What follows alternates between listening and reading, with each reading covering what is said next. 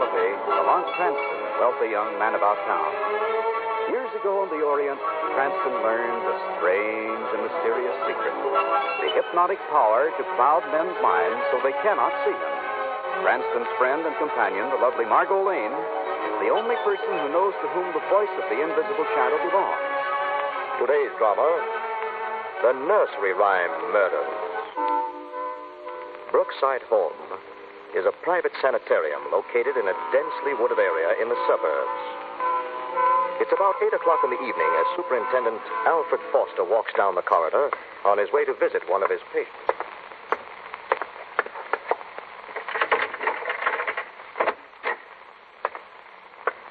Good evening, Bert. How are you? I'm fine, thanks, Dr. Foster. I've been waiting for you. You should be asleep by now, Bert. Oh, I've been waiting for you to come and read to me. Well, we can't read to you every night. But you promised. You said if I ate all my supper, you'd read a story to me. And I ate it all, Dr. Foster. Every bit of it. The cereal and everything. Read to me now, please. We told you, Bert, that after you'd been here a while, we'd have to stop reading to you at night. You're not going to read to me? You're tired tonight. A little feverish, too, I think. Now, just go to sleep, and in the morning... I won't. You promised to read me a bedtime story. And now you broke your promise. Bert, you mustn't get excited like that. You broke your promise. Bert, stay where you are. Don't come any nearer. You're bad, and I'm going to hurt you. Bert, no. Take your hands off my throat. Orderly. I'll make you read me one. Orderly, hurry. What is it, Dr. Foster? What? Bert. Get him off me quick, Andrews. Let him go. There. Now stay over there, Bert. Thank you, Andrews. That was close. He promised to read to me, and he broke his promise. You want me to get one of the other orderlies, Dr. Foster? No, that's all right, Andrews. Bert just got a little excited. I can handle him all right. I don't know. I think we ought to send him over to the violent ward. You better not send me away. You better not. Now, Bert.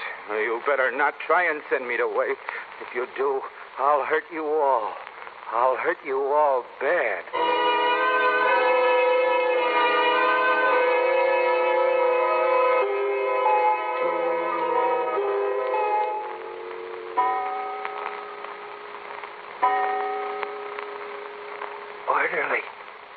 Orderly.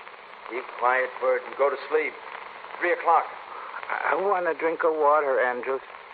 I want a drink of water. Go to sleep, Bert. Please, Andrews. Please. All right, Bert, just a second. Okay, here's your water. I was awful thirsty. Here you are. Thanks, Andrews. Thanks. Now, give me those keys. No, you don't. Give them to me. Now, I got the keys. I'm going to get out. I'm going to get out.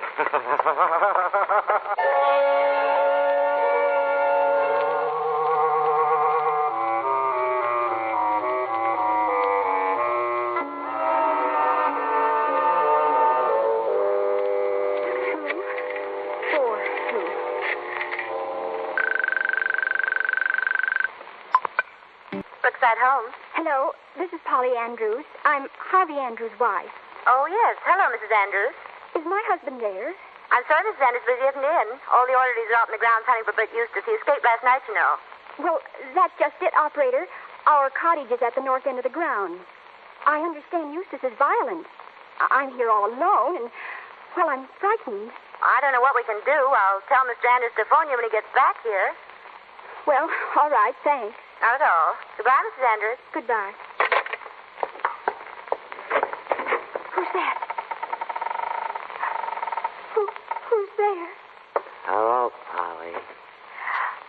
You. No. Don't. Little Polly Flinders sat among the cinders, warming her pretty little toes. Her mother came and caught her and whipped her little daughter for spoiling her nice new clothes.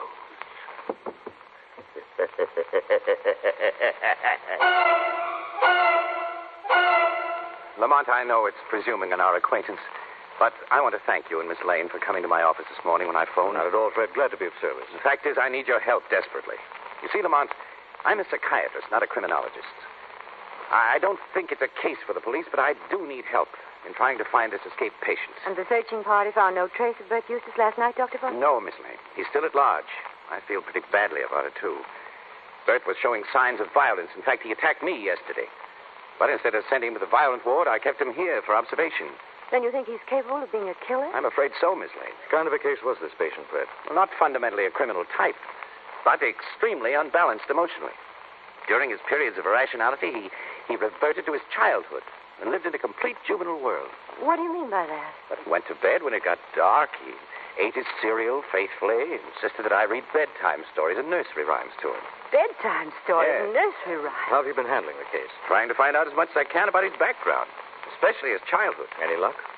Well, I haven't been able to get much out of Bert himself, but his father has given a pretty good lead. His father? Yes. He's a well-to-do but eccentric old man. He used to come to visit his son devotedly every week.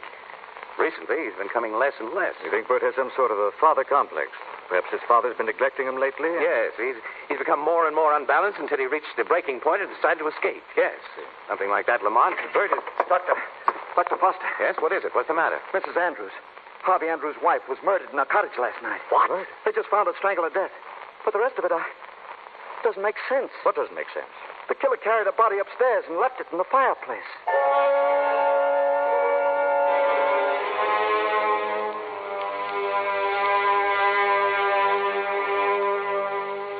This is horrible. This poor woman's body curled up in the fireplace like this. Very strange resting place. Yes. Notice one other thing, Fred. Yes? Killer took the shoes off the corpse. But why? Why did he take her shoes off? Why did he carry her body upstairs and put it in the fireplace? It doesn't make sense. Contrary, Margot, it does make sense. What do you mean? The tortured depths of Bert's mind, he acted with a terrible logic. I don't think I follow you, Lamont. Neither do I. You said this man Bert loved bedtime stories and nursery rhymes. Yes, that's right. Well, in my opinion, he killed this woman right out of a Mother Goose rhyme. What? Listen to this, Margot. Little Polly Flinders sat among the cinders, warming her pretty little toes. Lamont, the dead woman's first name was Polly. Yes, and she sat among the cinders. That would mean the fireplace, Margot. Yes, and warming her pretty little toes.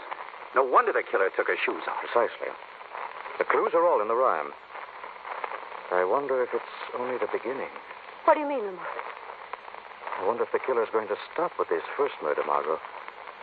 Because with all the Mother Goose stories there are, death can rhyme many times.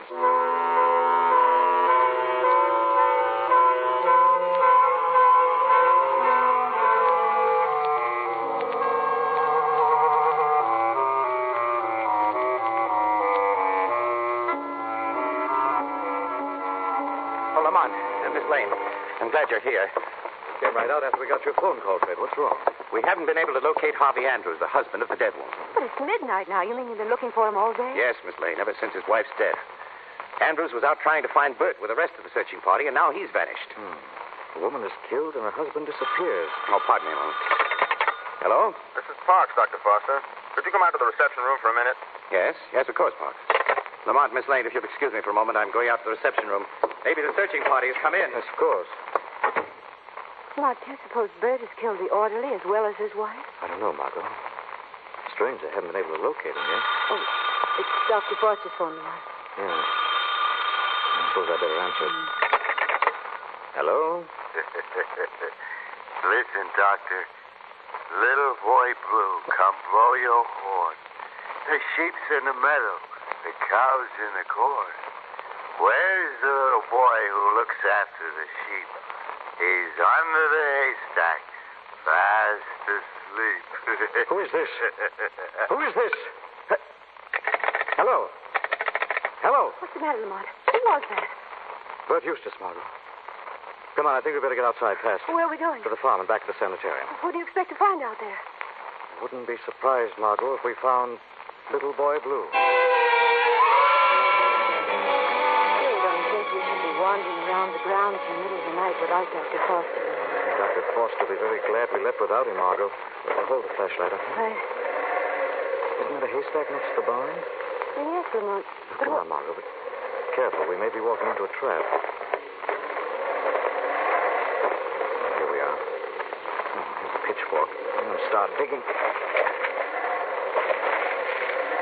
Lamont, what you expect to find? Killer's given us a clue, Margot. If I'm not wrong. Good Lord. There's a body under this haystack. It's Andrews. And he's wearing a blue orderly's jacket. Yes, Margot. Little boy Blue. Only this little boy Blue isn't just fast asleep. He's dead. Lamont, listen.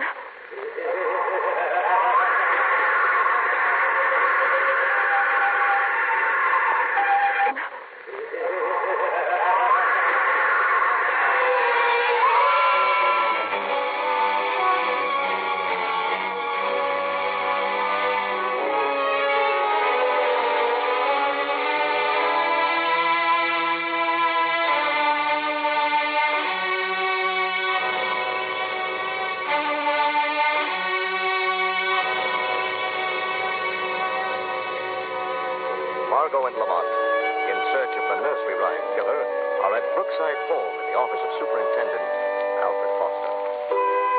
You say you heard the killer's laugh after you found the body, Lamont? Yes, we ran after him, but lost him in the darkness, Fred. First it was little Paulie Flinders, then it was little boy Blue.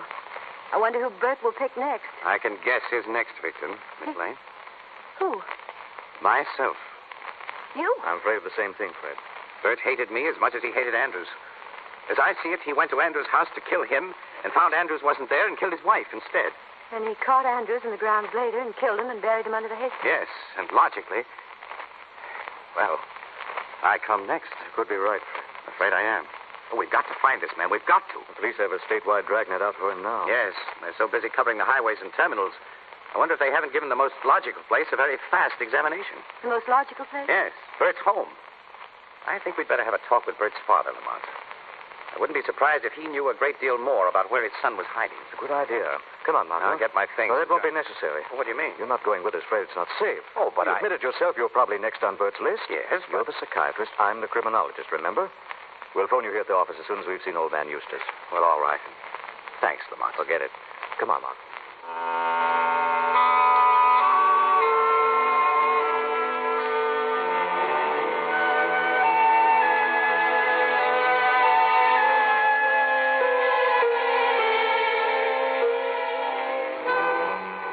And so, Mr. Eustace, at Dr. Foster's suggestion, we decided to come here to see you. I see. I know you're as anxious to find Bert as we are, Mr. Eustace. Yes, I am, ma'am. Then, if we could just step inside for a moment, Mr. Eustace, and talk to you. All right. All right, step inside. Thank you. Follow me into the parlor. This way. Lamont, he really is an eccentric. Did you ever see anything like this old mausoleum? No, and I don't think anybody else has for the last 50 years. Here we are. It's a little dusty. I haven't used the parlor for some time. Sit down. Thank you. You live here all alone, Mr. Eustace? Yes. Yes, I do. Lived here all alone ever since Bertram went away. I miss him very much. And before that, Mr. Eustace? Before that, it was just Bertram and I.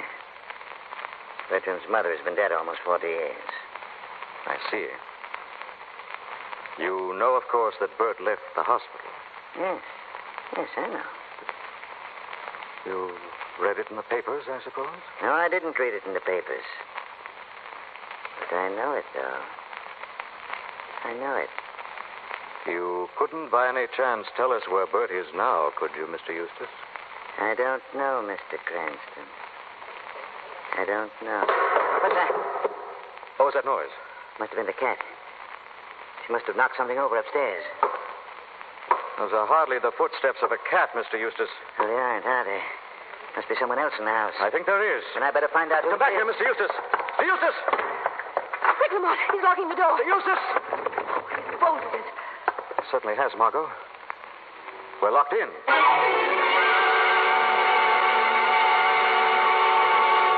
It looks as though we were too slow. Yes, while we're breaking out of the parlor down there, both Mr. Eustace and Bert have disappeared. Come on, Margot. We've got to make sure. We'll go down this corridor. Stay close to me. Don't worry, Lamont. Oh! What's the matter, darling? I just ran into another of those darn spider webs. Spider web won't hurt you. Maybe not, but there was a spider in the middle of this one. No wonder Bert was unbalanced living in this old mansion. Yes, with a queer old duck like Eustace for a father. He's certainly... Margot, listen. Bert, He's upstairs on the floor above us. Lamont! Come on, Margot, down the end of this corridor here. Must be a flight of stairs there. Here are the stairs.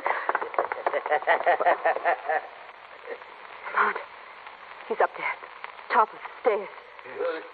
Goosey gander. Listen. Where shall I wander? Upstairs and downstairs, and in my lady's chamber.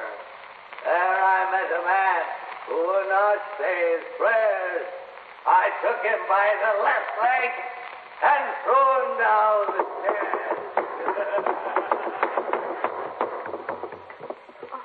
Lamont, it must be Mr. Eustace.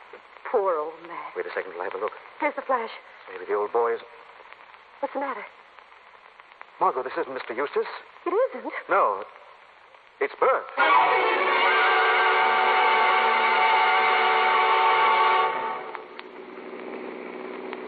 But Lamont, old Mr. Eustace couldn't have just vanished into thin air. Looks as if he did, Margot. We certainly went over every inch of the house.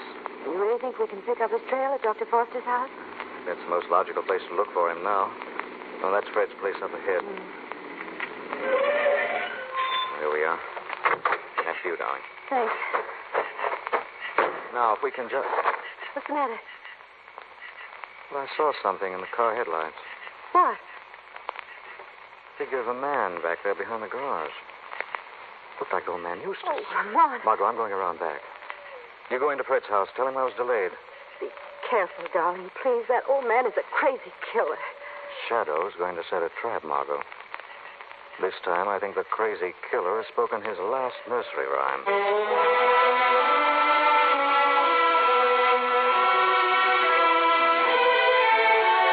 I'm so glad you found it, Lane. The killer has been here. You've seen him? Yes. I saw the same figure Lamont saw when I stopped to pick up the mail. Old Mr. Eustace. Yes, and he left this in the mailbox. What is it? A note. Listen. Dr. Foster went to Gloucester in a shower of rain. He stepped in a puddle up to his middle and never went there again. Then old Mr. Eustace is here. Lamont did see He him. must have.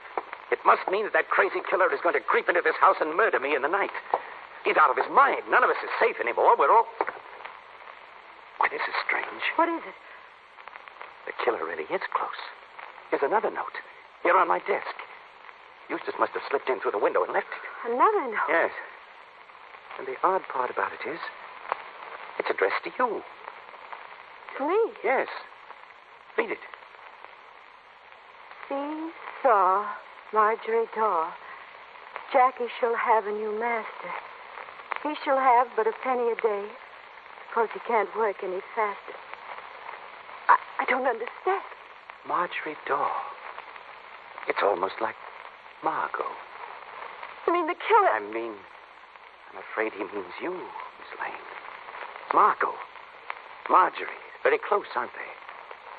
Close enough for all practical purposes. Dr. Foster,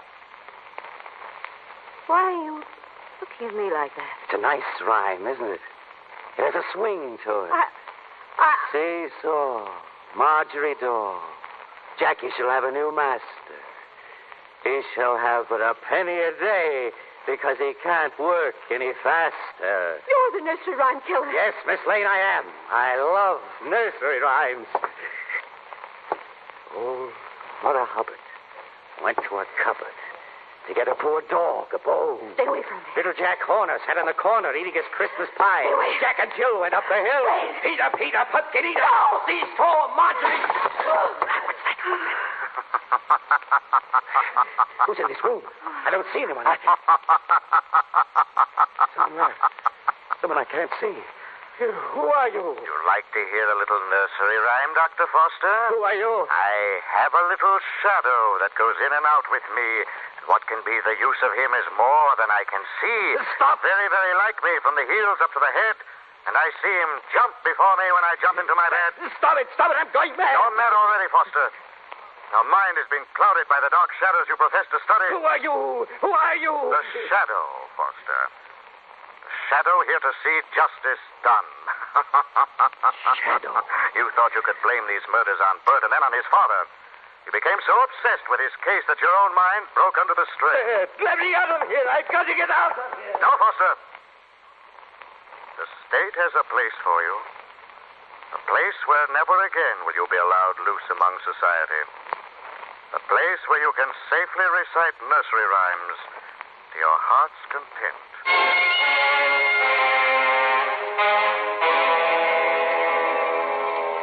Well, that's the whole story, Margot. Foster wasn't a doctor at all. He was just a clever quack who outsmarted himself. He became so obsessed with abnormal cases such as Bert Eustace that he became unbalanced himself. Was that it? That's right, Margot. Bert's escape must have been the snapping point for Foster's mind. He went on a rampage, blaming everything on Bert. And when we went to see old man Eustace, Foster was afraid we'd find Bert, get the truth out of him. So he had to get rid of Bert and then shift the blame to the father. Well, then Foster was the one Paulie Andrews saw, and it was his voice we heard on the phone. Both Bert and his father were completely innocent. That's right, Margaret. I still don't see why he called you in on the case when he was guilty, Lamar. And that's how he outsmarted himself. He didn't want to risk calling in the authorities, but he did need an outsider to verify his alibis and collaborate his statements. I'm a criminologist. We've met before, and it seemed like the logical choice. I see. Well, after that case, there's one thing I'm sure of. Oh, what's that, Margaret? If I ever have to read to a child again, it's going to be from the Encyclopedia Britannica.